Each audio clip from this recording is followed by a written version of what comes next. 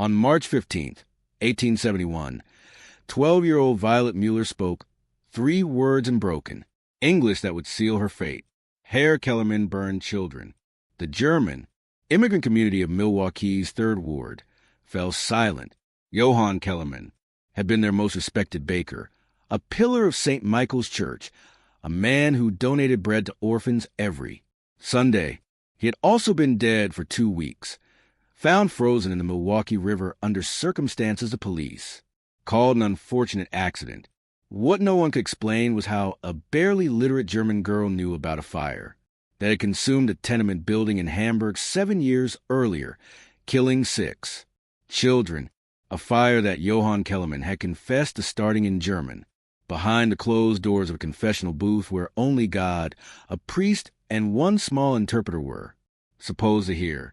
Before we continue with the story of Violet Mueller and the deadly secrets that made her the most dangerous child in Milwaukee, the confession ledgers of St. Michael's Church were burned 3 days after Violet's death.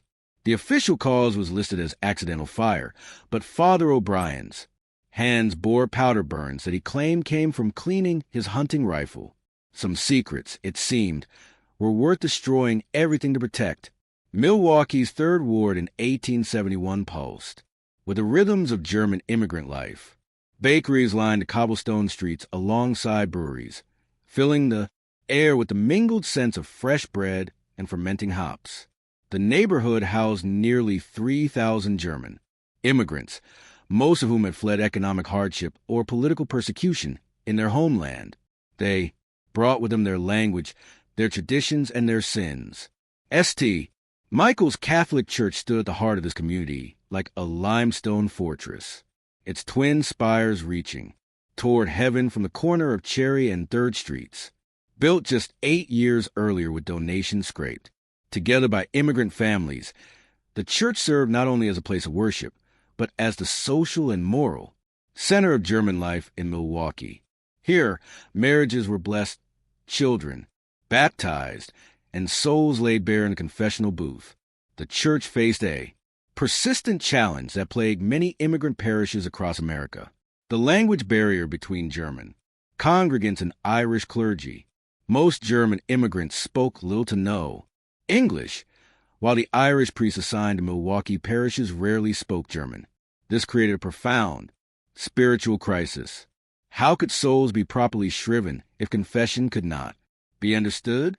Father Patrick O'Brien, the church's senior priest, had arrived from county court 5 years earlier with a reputation for strict adherence to canon law and an unfortunate tendency towards strong drink.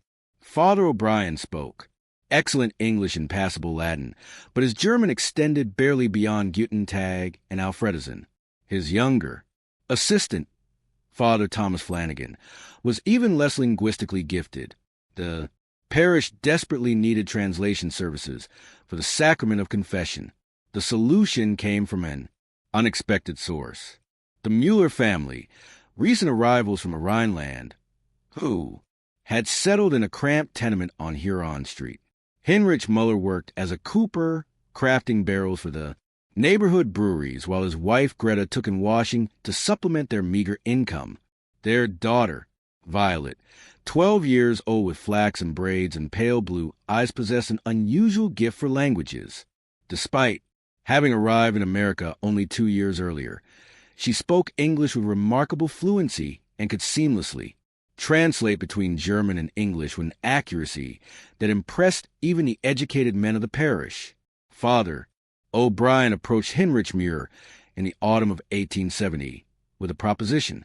Would they allow young Violet to serve as a translator during German confessions? The work would pay 50 cents per week, a significant sum for a struggling immigrant family, and would be performed under the strict supervision of the clergy. Heinrich, a devout Catholic who saw the arrangement as both financially beneficial and spiritually important, readily agreed. Violet began her duties in November 1870. Every Tuesday and Friday evening, she would arrive at St. Michael's just before Vespers, take her position in a small wooden chair beside the confessional booth, and translate the whispered admissions of guilt and sorrow that poured forth in her native tongue. Father O'Brien insisted on absolute discretion.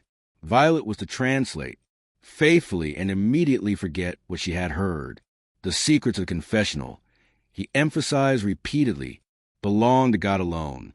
The confessional booth at St. Michael's was an ornate piece of craftsmanship carved from dark walnut and adorned with religious imagery.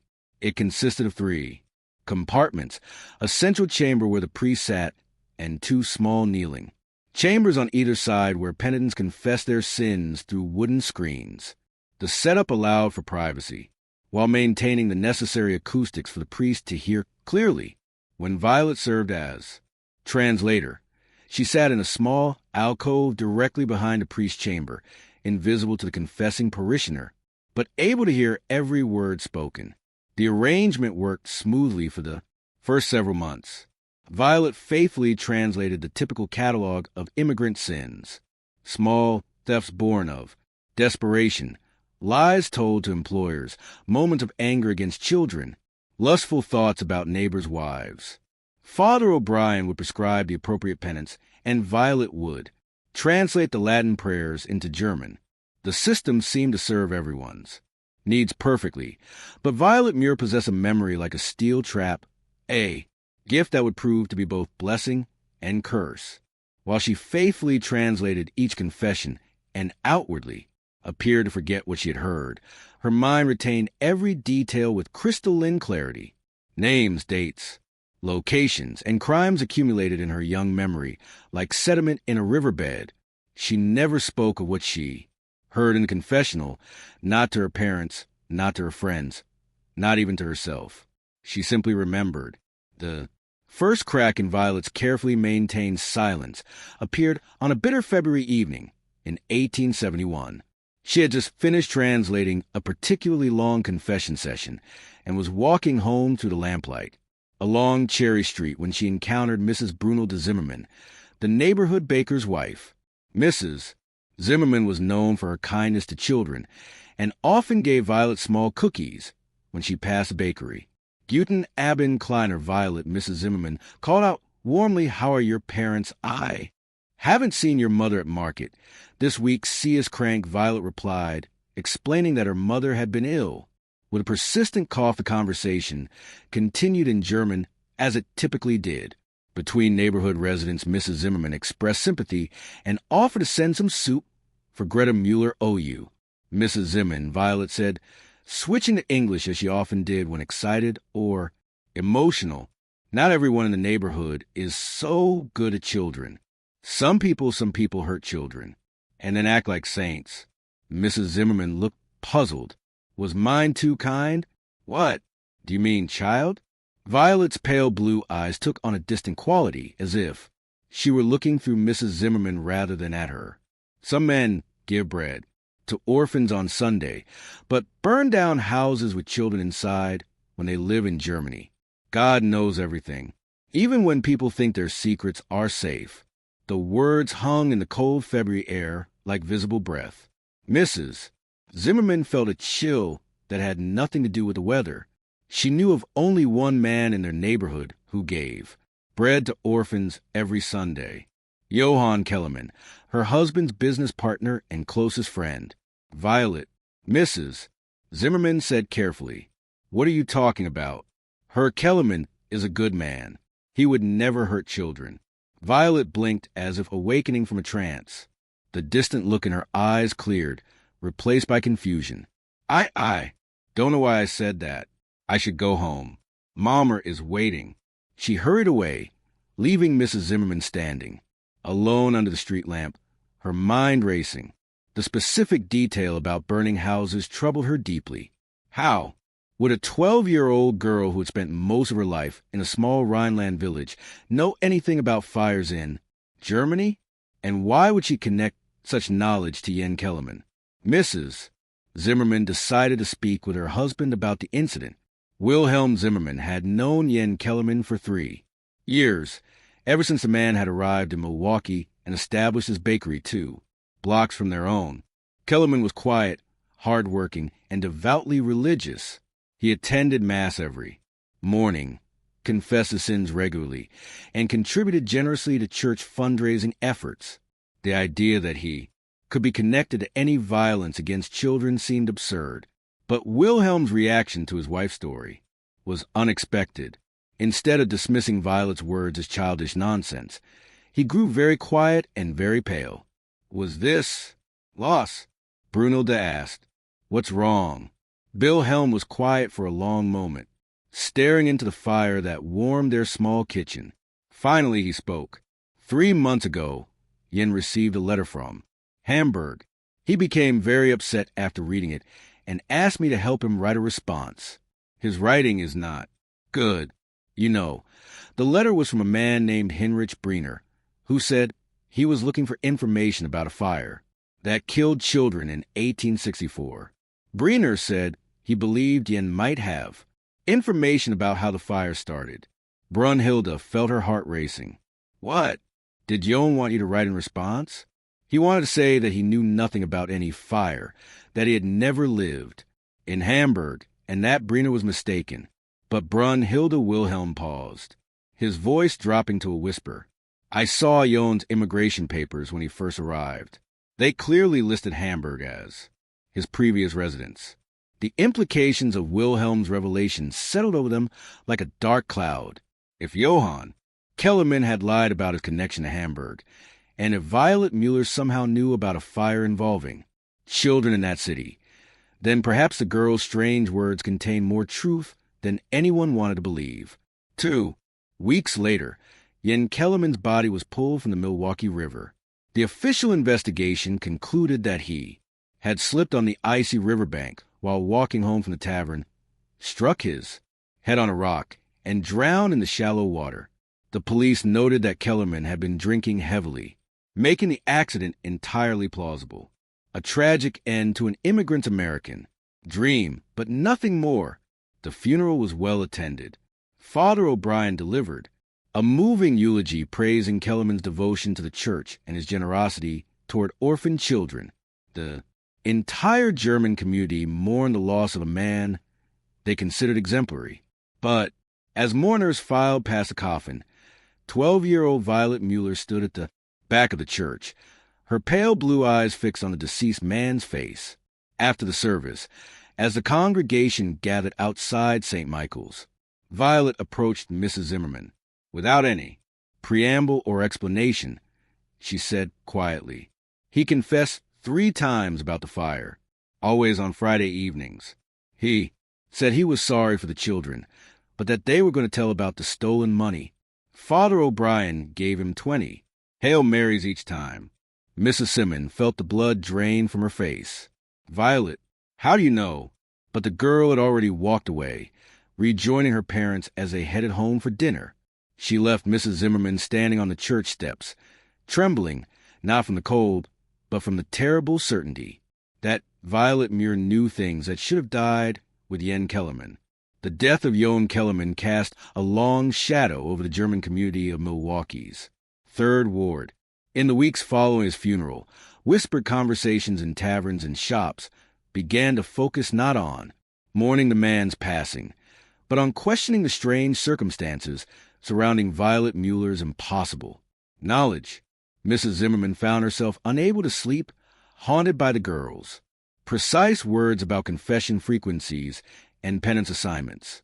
She had known Yen Kellerman for 3 years and had never once seen him enter the confessional booth on any day except Friday evening. His routine was as regular as clockwork. Arrive at St. Michael's at 7 o'clock, kneel in the left chamber of the confessional, and emerge 20 minutes later to kneel at the altar rail for extended prayer. The fact that a 12-year-old girl could specify not only his confession schedule, but also the exact penance he received suggested access to information that should have been impossible to obtain. Troubled by her growing suspicions, Mrs. Zimmerman decided to conduct her own quiet investigation. She began frequenting the church more often, observing the patterns of confession, and noting which parishioners visited on which days.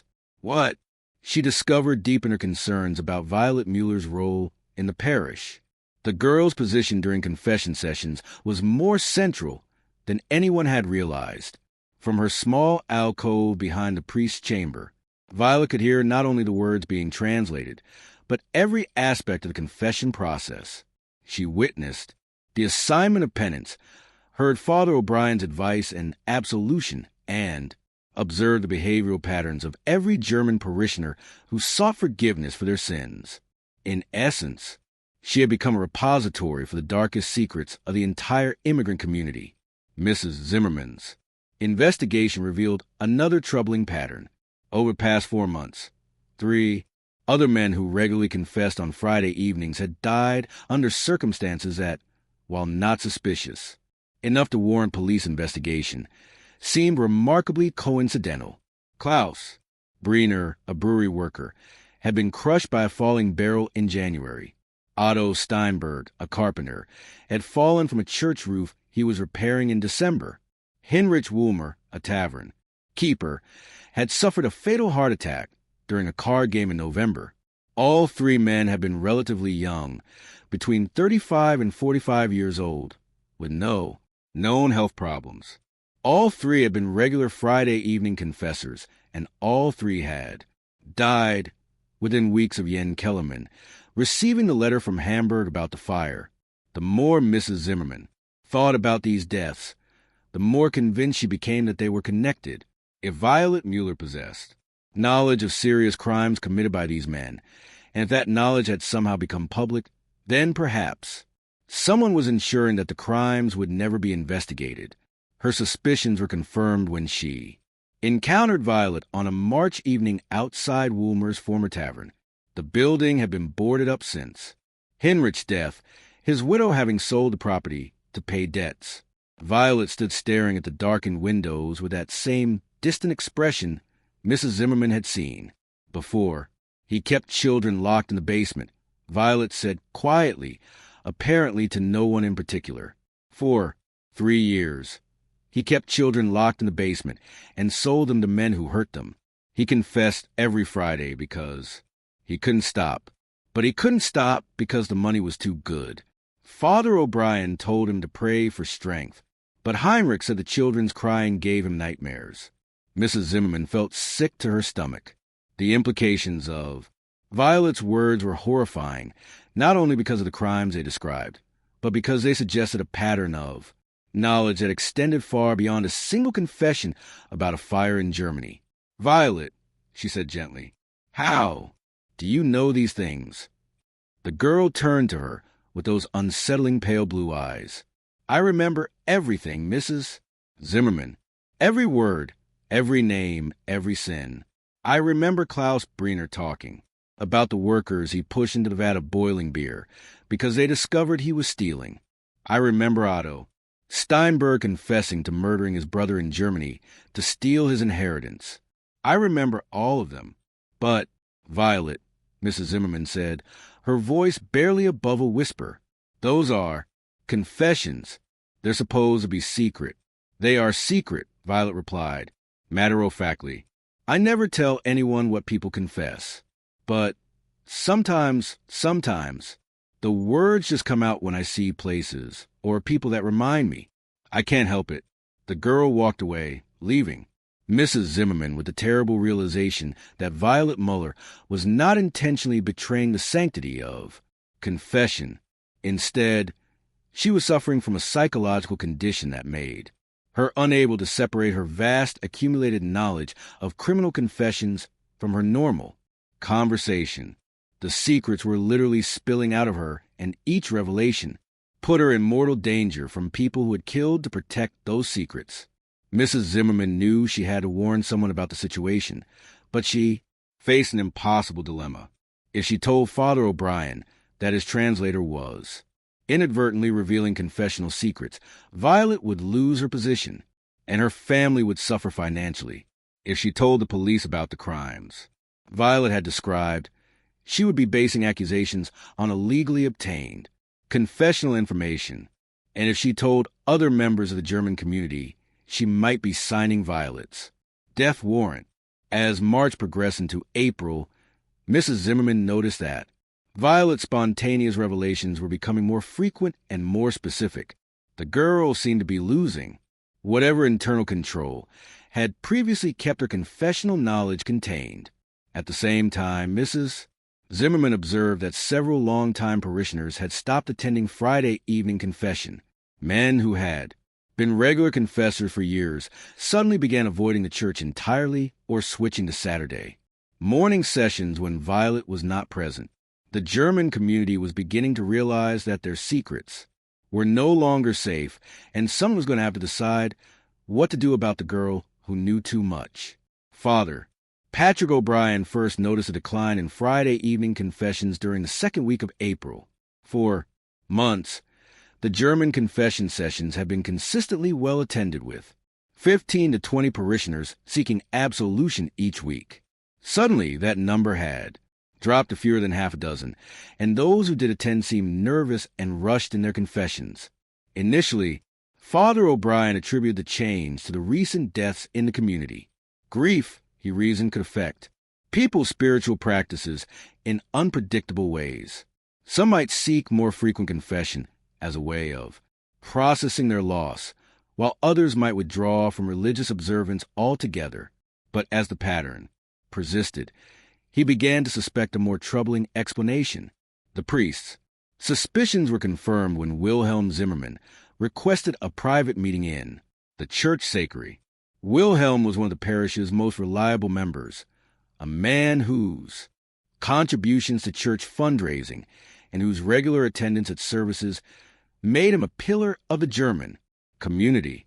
When he appeared at St. Michael's on a Tuesday afternoon, visibly nervous and asking to speak confidentially, Father O'Brien knew something significant was wrong. Father Wilhelm began in his heavily accented English. I must speak with you about the confession translations. What about them? Wilhelm, has young Violet been making errors? Wilhelm shook his head. No, Father. Her translations are perfect. That is the problem. Over the next hour, Wilhelm carefully explained what he had learned from his wife about Violet's disturbing revelations. He described the girl's specific knowledge of Jon Kellerman's confession, frequency, her detailed awareness of penance assignments, and her apparent inability to keep confessional secrets contained within her memory. Most troubling of all, he shared Violet's claims about Heinrich Wulmer's crimes against children. Father O'Brien listened to Wilhelm's account with growing alarm. As a priest, he understood the absolute nature of confessional secrecy. The sanctity of the sacrament of penance depended entirely on the penitent's confidence that their sins would never be revealed. If word spread that confessions were being inadvertently disclosed, it would destroy not only the spiritual foundation of his parish, but potentially his entire career in the church. Wilhelm, Father O'Brien said carefully, are you certain about what your wife heard? Could the girl have been imagining these things, or perhaps repeating gossip she heard elsewhere? Wilhelm's expression was grim. Father, my wife asked me to investigate Heinrich Wulmer's property after Violet spoke about children in the basement. I went to his widow and told her I was interested in purchasing the building. She allowed me to examine the basement thoroughly. Father O'Brien felt his stomach tighten, and there are restraints bolted to the walls. Father iron shackles attached to support beams sized for children. There are stains on the floor that look like blood, and there are scratches on the walls that look like they were made by fingernails. Wilhelm paused, his voice shaking. No one could imagine such specific details. Father, Violet knows about these things because she heard Heinrich confess to them. The implications of Wilhelm's discovery hit Father O'Brien like a physical blow. If Violet Mueller possessed accurate knowledge of Heinrich Wulmer's crimes, then she likely possessed accurate knowledge of other confessed crimes as well. The deaths of Kellerman, Briner, Steinberg, and Wulmer suddenly took on a more sinister aspect. Perhaps these men had not died from accidents or natural causes. Perhaps someone was systematically eliminating people whose confessed crimes had been compromised by Violet's revelations. Father Wilhelm continued, there is something else. My wife believes that Violet's knowledge may have already spread beyond her family. Other people in the community are beginning to ask questions about the men who have died. Some are starting to wonder if their deaths were really accidents. Father O'Brien realized he was facing a crisis that could destroy his parish and potentially cost lives, including Violet's own life, if the girl continued to inadvertently reveal confessional secrets. She would become a target for anyone whose crime she had overheard. At the same time, if word spread that St. Michael's confessions were not secure, it would undermine the spiritual foundation of the entire German community. What do you think should be done, Wilhelm? Wilhelm was quiet for a long moment. Father, I think Violet Mueller should stop translating confessions immediately, for her own safety and for the safety of others. But, Wilhelm, we need her services. Without translation, our German parishioners cannot properly confess their sins. Father, Wilhelm said, quietly, I think our German parishioners' sins may be more dangerous than their souls can bear. That evening, Father O'Brien made a decision that would haunt him for the rest of his life. Instead of dismissing Violet from her translation duties, he decided to test the extent of her knowledge. He reasoned that if he could understand exactly what she knew and how she was revealing it, he might be able to find a solution that protected both the girl and the parish. After that Friday's confession session, Father O'Brien asked Violet to remain in the church for a private conversation. He led her to a small chamber behind the altar where religious supplies were stored, ensuring complete privacy for their discussion. Violet, he began, gently, I've heard that you sometimes mention things you've learned during confession sessions. Do you understand why this troubles me? The girl looked up at him with those disconcerting pale blue eyes. I don't mean to tell secrets, Father.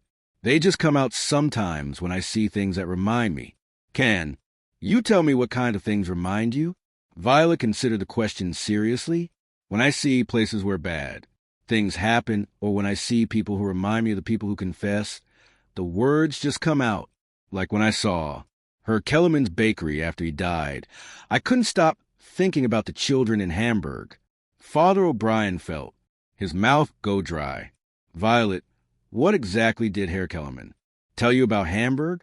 He said he set fire to a tenement building because the children who lived there had seen him stealing money from the church collection box.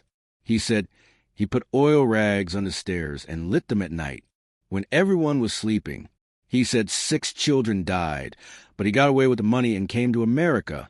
He was sorry about the children, but he said poverty made people do terrible things. The priest felt physically ill. The specific details of Violet's account, the oil rags, the location under the stairs, the motive involving church theft had the ring of truth that could only come from direct confession. If Jens Kellerman had indeed committed mass murder in Germany, then his death in the Milwaukee River began to look less like an accident and more like justice. Violet, Father O'Brien said carefully, who else have you told about Herr Kellerman's confession? Only Mrs. Zimmerman. But I think other people know anyway because I've heard men talking about him in the taverns. They say he got what he deserved. Father O'Brien realized that Violet's knowledge was spreading through the German community like ripples in a pond. Even if she didn't intentionally reveal confessional secrets, her inadvertent comments were creating speculation and investigation that was exposing long-buried crimes. The situation was spiraling out of control, and soon it would be impossible to contain. Violet, I want you to promise me something. Can you try very hard not to mention anything you hear during confessions? Can you try to keep those thoughts inside your mind? The girl looked at him with an expression of genuine distress. I try, Father. I try very hard. But sometimes the thoughts are so loud that they have to come out. It's like when you have water behind a dam, and the dam gets cracks, and the water starts leaking out even when you don't want it to. Father O'Brien understood then that Violet Mueller was not deliberately betraying confessional secrets. She was a child whose exceptional memory had become overwhelming, whose mind could no longer contain the accumulating weight of other people's sins. She was a victim of circumstance, but she was also an existential threat to everyone whose crime she had overheard. As he walked Violet home that evening, Father O'Brien made another decision that would have far-reaching consequences. Instead of protecting the girl by removing her from her translation duties, he decided to protect the parish by documenting everything she knew. If Violet's knowledge was going to surface anyway, he reasoned it would be better to have a complete record of the information for potential use in managing the crisis. Over the following weeks, Father O'Brien began conducting what he called memory sessions with Violet. Under the guise of helping her process and forget traumatic information, he systematically extracted every detail she could remember about confessions she had translated. What he discovered was far worse than he had imagined. Violet's memory contained evidence of dozens of serious crimes: murders, arson, thefts, assaults, child abuse, and fraud. The German immigrant community of Milwaukee's Third Ward was harboring men who had fled justice in Europe and who continued to commit crimes in America. The confessional booth at St. Michael's had become a repository for the sins of an entire community of fugitives. Father O'Brien filled 3 leather-bound journals with Violet's revelations, creating what amounted to a comprehensive criminal indictment of his own parish. As he wrote down each terrible detail, he began to understand why men like Kellerman, Breener, Steinberg, and Woolmer had died. Someone else knew about Violet's knowledge and was using it to dispense a brutal form of vigilante justice. The question that haunted Father O'Brien was simple. Who else knew what Violet knew? And what would they do to protect their own secrets? The answer to Father O'Brien's question came in the form of Hans Richter, a man whose presence in Milwaukee's German community had always been both prominent and mysterious. RTOR owned 3 businesses in the Third Ward: a brewery, a boarding house, and a meat-packing operation, and his influence extended far beyond his economic holdings. Men sought his advice on business matters. Families borrowed money from him during difficult times, and even the parish council consulted him on major decisions affecting the German community. What made Richter particularly influential was his reputation as a man who could solve problems that others could not. When Wilhelm Hoffmann's teenage son was caught stealing from a rival bakery, Hans Richter negotiated a settlement that avoided both police involvement and community scandal. When the Schneider family faced eviction from their tenement, Richter provided a loan that allowed them to stay. When disputes arose between German immigrants and their Irish neighbors, Richter served as an unofficial mediator whose decisions were respected by both communities. But Hans Richter's problem-solving abilities extended into darker territories as well. Men whispered that RTOR could make inconvenient people disappear, that he had connections with criminal elements in Chicago and St. Louis, and that his own past in Germany was better left unexamined. These whispers were never spoken loudly enough to reach the ears of law enforcement, but they were persistent enough to make clear that Hans Richter was not a man to cross. RTOR had been notably absent from St. Michael's during the weeks following Jen Kellerman's death. His usual attendance at Sunday Mass had ceased, and he had not been seen at any of the community gatherings that typically drew his participation. When he finally reappeared in late April, his demeanor had changed dramatically. The confident, gregarious man who had been a fixture of German social life had become suspicious, watchful, and prone to private conversations in shadowy corners of taverns. Father O'Brien first realized that RTOR knew about Violet's revelations when the man requested a private meeting at the church. Unlike Wilhelm Zimmermann's nervous, reluctant disclosure, Reuter's approach was direct and threatening. "Father," Reuter said, without preamble, "we have a problem with your little translator." "I'm not sure what you mean, Hans." Rita smiled, but there was no warmth in the expression.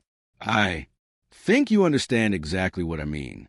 The girl knows things she shouldn't know, and she's sharing that knowledge with people who shouldn't have it." Father O'Brien tried to maintain his composure. "Violet is just a child. Hans, sometimes children say things that don't make sense. Children who say that Heinrich Woolmer kept kidnapped. Children in his basement are not speaking nonsense. Father, They're speaking truth that can destroy lives and send men to prison. RTOR leaned forward in his chair. I've been to Woolmer's property. I've seen what Wilhelm Zimmermann saw. The girl's words led me there just as they led him. The priest felt a chill of recognition. If Hans Richter had investigated Heinrich Fulmer's crimes, then he likely knew about other crimes as well. The man's absence from church suddenly made sense. He had been conducting his own investigation into Violet's revelations. Hans, what exactly are you suggesting? I'm suggesting that your translator has become a threat to the safety and prosperity of our entire community. She knows about crimes that could result in deportations, executions, and the destruction of families. This knowledge cannot be allowed to spread further. Father O'Brien realized that he was speaking not just with concerned parishioner, but with someone who had committed crimes serious enough to justify murder to conceal them. Are you saying that you were involved in what happened to Kellerman and the others? Reuter's expression didn't change. I'm saying that men who commit crimes in their past sometimes find that their past catches up with them. What I'm not saying is that this process should be allowed to continue indefinitely. What do you want me to do? I want you to end the girl's translation services immediately. I want you to ensure that she understands the importance of keeping church business confidential. And I want you to make certain that no record exists of the things she has revealed. Father O'Brien thought about the three journals hidden in his private chambers filled with detailed accounts of every crime Violet had described. And if I refuse, RTOR stood up, adjusting his coat with deliberate care. Father, I have great respect for the church and great affection for this community. I would hate to see either damage by unnecessary scandal or tragedy. The threat was clear without being explicit. Hans Richter was giving Father O'Brien an opportunity to solve the Violet Mueller problem, and voluntarily. If the priest refused, RTOR would solve the problem himself. After RTOR left, Father O'Brien spent hours in prayer seeking guidance for an impossible situation. If he dismissed Violet from her translation duties, he would protect her from immediate danger, but also deprive his German parishioners of essential spiritual services. If he continued using her services, he would be placing her in mortal peril from men who had already proven willing to kill to protect their secrets.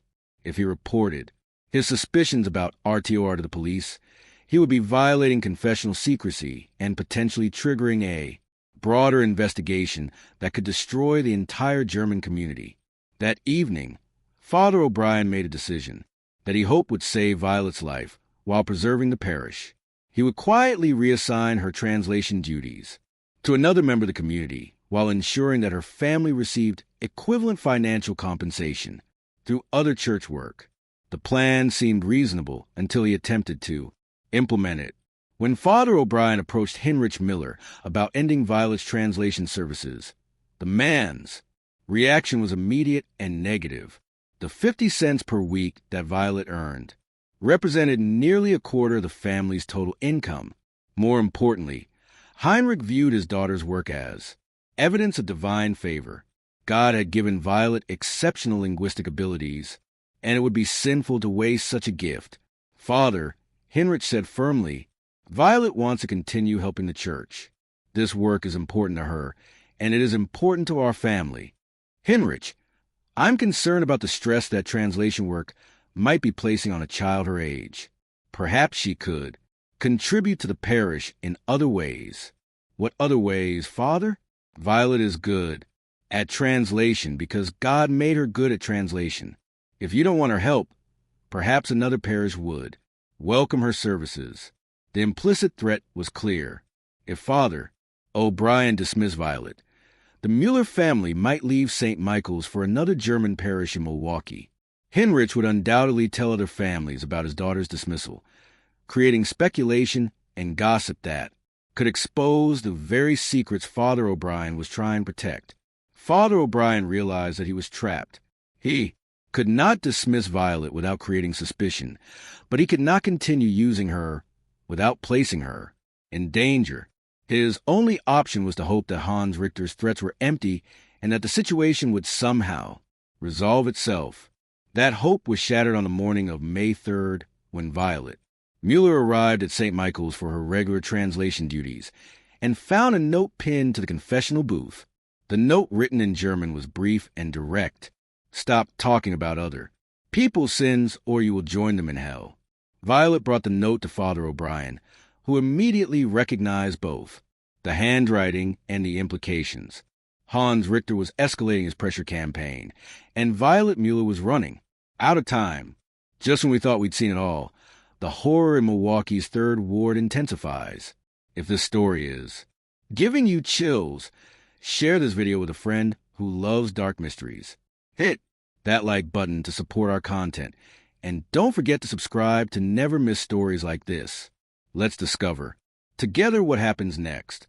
Father O'Brien's hands trembled as he held the threatening note. The crude German script matched samples he had seen in Hans Richter's business correspondence, and the message's directness reflected the man's preference for solving problems through intimidation. But what troubled the priest most was not the threat itself, but the timing of its delivery. The note had been placed in the confessional booth sometime between midnight and dawn, when St. Michael's was locked and supposedly secure. This meant that Hans Richter possessed keys to the church, or that he had accomplices among the parish staff, or that his influence extended even deeper into the community than Father O'Brien had realized. The violation of sacred space represented an escalation that suggested RTOR would prepare to go to extraordinary lengths to silence Violet Mueller. Father O'Brien made an immediate decision that would prove to be both wise and tragically insufficient. He summoned Heinrich Mueller to the church that afternoon and showed him the threatening note, explaining that his daughter's safety required immediate action. Heinrich, the priest said, urgently, you must take Violet away from Milwaukee today, this very evening. Heinrich studied the note with growing alarm. As a German immigrant who had fled political persecution in his homeland, he understood the deadly seriousness of written threats. Where should we go, Father? Take her to Chicago. I have contacts at St. Alonce's Parish who can provide temporary shelter while you find work. Tell no one where you're going, and don't return until I send word that it's safe. Heinrich nodded. Grimly, what about Greta? She's too sick to travel. Leave Greta with the Zimmermans. Wilhelm and Brunhilde will care for her until she's well enough to join you. The important thing is to get Violet out of Milwaukee before whoever wrote this note decides to take more direct action. That evening, as shadows lengthened across the 3rd Ward, Heinrich Mueller packed a small bag with his daughter's belongings and prepared for their departure. Violet seemed to understand the gravity of the situation without being told the full details. Her usually cheerful demeanor had been replaced by a quiet watchfulness that made her appear older than her 12 years. Papa, she said as they prepared to leave their tenement on Huron Street, are we leaving because of the things I said about the men who died? Heinrich knelt down to meet his daughter's gaze. Violet, you did nothing wrong. Sometimes adults do bad things, and when children know about those bad things, it can be dangerous for the children. We're leaving to keep you safe. Will we come back someday, Leach? When it's safe. Father O'Brien had arranged for Wilhelm Zimmerman to drive the Muellers to the train station in his brewery wagon, concealing them among barrels and grain, sacks to avoid observation. The plan was simple. Heinrich and Violet would take the evening train to Chicago, where Father McKenna at St. Alonce's Parish would provide sanctuary until permanent arrangements could be made. The plan failed because Hans Richter had anticipated it. As Wilhelm's wagon approached the Milwaukee Road depot, 3 men emerged from the shadows near platform. RTOR himself stood in the center, flanked by 2 associates whom Wilhelm recognized as employees from Reuter's May attacking operation. All 3 men carried walking sticks that could easily serve as weapons. Good evening, Wilhelm, RTOR said pleasantly. Lovely night for travel. Wilhelm pulled his wagon to a stop, his mind racing for alternatives. The train station was too public for violence, but it was also too isolated for help if RTOR decided to act. Good evening, Hans. Just delivering some supplies to the depot warehouse. RTOR approached the wagon with casual confidence. I think you're delivering something more valuable than supplies. Wilhelm, I think you're delivering the little translator who's been causing so much trouble for our community. From beneath the grain sacks, Violet's muffled voice could be heard. He burned the church records, Papa. He burned the confession records so no one would know about the money he stole from the poor box. The words hit Richter like a physical blow. His casual demeanor vanished, replaced by cold fury. Get them out of the wagon now. Wilhelm realized that resistance was futile. Reuter's associates were younger and stronger, and they had chosen location carefully to avoid witnesses. With deep reluctance, he helped Heinrich and Violet climb down from their hiding place among the barrels. RTOR studied Violet with a calculating expression of a butcher evaluating livestock. So you're the little girl. Who remembers everything? Tell me, child, what else do you remember about me? Violet looked up at him with those unsettling pale blue eyes. You confessed to Father O'Brien about killing your brother in Hamburg to steal his papers. You said you needed his identity to come to America because the police were looking for you. You said you pushed him into the harbor and told everyone he was drunk and fell in. You said you were sorry, but you couldn't go to prison. Reuter's face went white. The confession Violet described had taken place during his first week in Milwaukee more than 4 years earlier. It was information that could not only destroy his reputation and businesses, but also result in his deportation and execution in Germany. You've heard enough confessions, little translator Richter said quietly. It's time for you to make your own. What happened next would be debated by investigators for decades. Wilhelm Timman later testified that RTOR grabbed Violet by the arm and began dragging her toward the river that ran behind the train station. Heinrich Mueller shouted for help and attempted to intervene, only to be struck down by one of Richter's associates. Violet screamed, and her screams could be heard by passengers waiting on the platform. But Violet Mueller's fate was sealed not by Hans Richter's violence, but by her own extraordinary memory. As RTOR dragged her toward the water, she began reciting every crime she had ever heard him confess. She spoke of murders in Hamburg, thefts in Milwaukee, bribes paid to police officers, and threats made against rivals. She recited dates, names, locations, and methods with the precision of a court stenographer. Stop talking, Richter shouted, but Violet could not stop. The trauma of the moment had triggered the same psychological mechanism that had caused her to blurt out confessional secrets in casual conversation. Under extreme stress, her mind released its accumulated burden of criminal knowledge in a flood of specific, damning details. Train passengers and depot workers heard fragments of Violet's recitation. They heard her describe Hans Richter as a murderer and a thief. They heard her detail crimes that painted him as one of the most dangerous men in Milwaukee's German community. And they heard her final words before Reuter's hand closed around her throat. You killed them all, because they knew about the stolen money. You killed Kellerman and Briner and Steinberg and Wulmer, because I told people what they confessed. But you can't kill everyone who knows your secrets, because God knows your secrets. 2. Hans Richter silenced Violet Mueller that night beside the Milwaukee River, but he could not silence the truth she had spoken. Too many people had heard too much of her final testimony. Within hours, Milwaukee.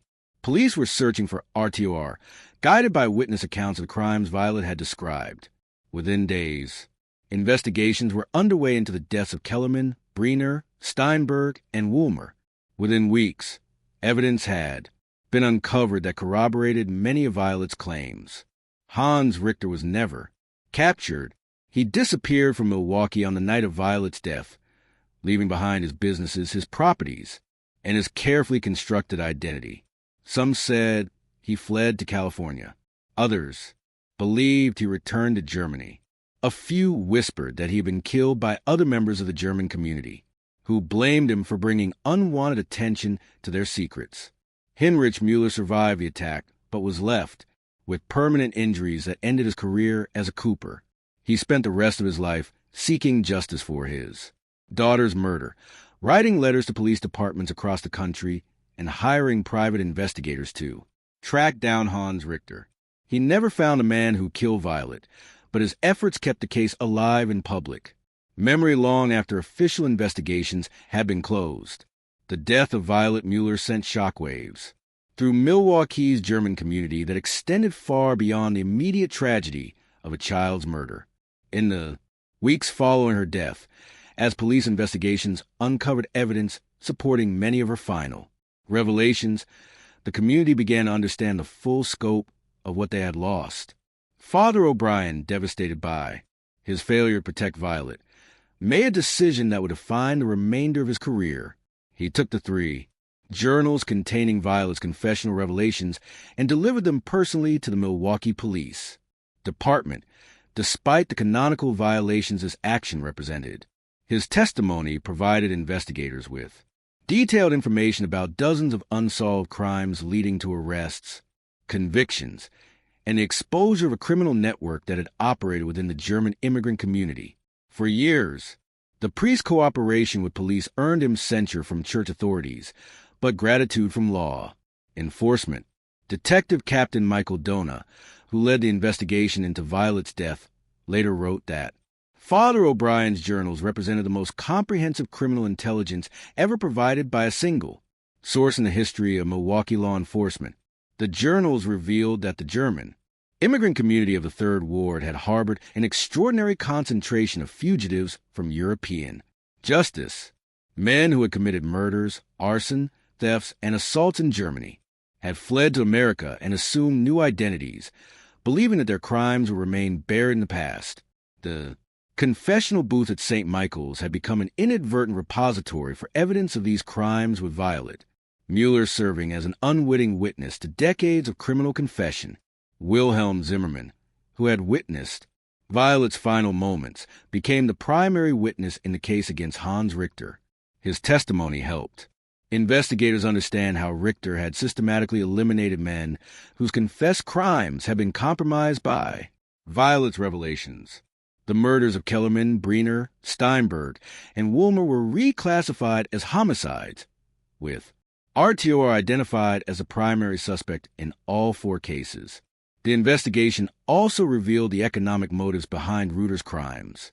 As owner of multiple businesses in the Third Ward, Richter had profited enormously from the criminal activities of his fellow immigrants. He had provided money laundering services for stolen goods, offered false identification documents for fugitives, and operated protection rackets that extorted payments from men whose criminal pasts made them vulnerable to blackmail. Violet's revelations had threatened not just individual criminals, but an entire underground economy that RTOR had built and controlled. Brunhilde Zimmermann, who had first heard Violet's disturbing revelations about Johann Kellerman, spent years documenting the girl's story for historical preservation. Her detailed account, written in German and later translated into English, became the primary source for understanding how Violet's exceptional memory had transformed her from an innocent child into an existential threat to criminal fugitives. She was just a little girl who remembered everything, Mrs. Zimmerman wrote. In a different time and place, her gift would have made her a scholar or a teacher, but in our community at that time, her memory made her the most dangerous person in Milwaukee. The case had lasting effects on Catholic confession practices in immigrant communities across America. Church authorities developed new protocols for translation services, requiring adult interpreters and implementing safeguards to protect confessional secrecy. The Milwaukee Protocol, as it became known, was adopted by parishes nationwide to prevent similar tragedies. St. Michael's Church continued to serve the German community, but it never again employed child translators for confession services. A small memorial plaque near the church's entrance commemorates Violet Mueller as a child whose innocence was lost in service to God's mercy. The plaque, installed by Father O'Brien shortly before his retirement, includes a quote from Scripture: "Suffer the little children to come unto me, for of such is the kingdom of heaven." Heinrich Mueller never remarried after. His wife Greta died of pneumonia 6 months after Violet's death. He spent his remaining years working as a night watchman and continuing his futile search for Hans Richter. His final letter to the Milwaukee Police Department, written shortly before his death in 1891, expresses belief that RTOR was still alive and still dangerous. A man who could kill a child to protect his secrets will never stop running from those secrets. Detective Captain Dona, who investigated the case until his retirement in 1895, remained convinced that Hans Richter had established a new identity somewhere in the American West. Men like RTOR don't just disappear, he wrote in his memoirs. They reinvent themselves and continue their predatory behavior in new locations. Somewhere in America, there's probably a businessman or a community leader who was once Hans Richter Milwaukee, and he's probably still exploiting vulnerable people to protect his secrets. The case file on Violet Mueller's murder remained open until 1920, when Milwaukee police finally declared Hans Richter legally dead. By that time, all the principal witnesses had died, and the trail had grown too cold to follow. But the case had established important precedents for investigating crimes within immigrant communities and had demonstrated the value of protecting witnesses who possessed dangerous knowledge. Modern criminologists who have studied the case note that Violet Mueller was essentially the victim of an early form of witness elimination. Her death represented a calculated attempt to silence someone whose testimony could have exposed widespread criminal activity. The fact that she was a child made her particularly vulnerable, but it also made her testimony particularly credible to the investigators who later pursued the case.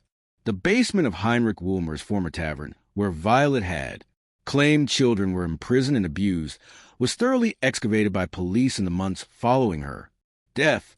The investigation confirmed the existence of restraints, blood stains, and other evidence supporting Violet's claims. The discovery led to the identification of several missing children and the prosecution of surviving members of Wulmer's criminal network. In a final haunting twist to the case, workers demolishing the building in 1923 discovered a hidden compartment containing detailed records of Wulmer's crimes. The documents, written in German, included names, dates, and financial transactions related to child trafficking. Among the papers was a letter addressed to Hans Richter confirming their business partnership and detailing profit-sharing arrangements for their criminal enterprises. This discovery, made more than 50 years after Violet's death, provided final confirmation of the accuracy of her revelations. The 12-year-old girl, who had been dismissed by some as a fantasist or attention seeker, had been telling the truth about crimes so horrible that adults could barely comprehend them. The story of Violet Mueller serves as a reminder that evil often hides behind facades of respectability, and that the most vulnerable members of society, children, immigrants, the poor, are often the only witnesses to crimes that powerful people desperately want to conceal. Her memory, which should have been a gift, became a curse that cost her life. But her courage in speaking truth, even under the most terrifying circumstances, helped expose a network of criminals who might otherwise have continued their predatory behavior indefinitely. This mystery shows us how quickly innocence can become dangerous when it threatens the secrets that evil men will kill to protect. What do you think of this story? Do you believe everything was revealed? Leave your comment below. If you enjoyed this tale and want more horror stories like this, subscribe, hit the notification bell, and share with someone who loves mysteries. See you in the next video.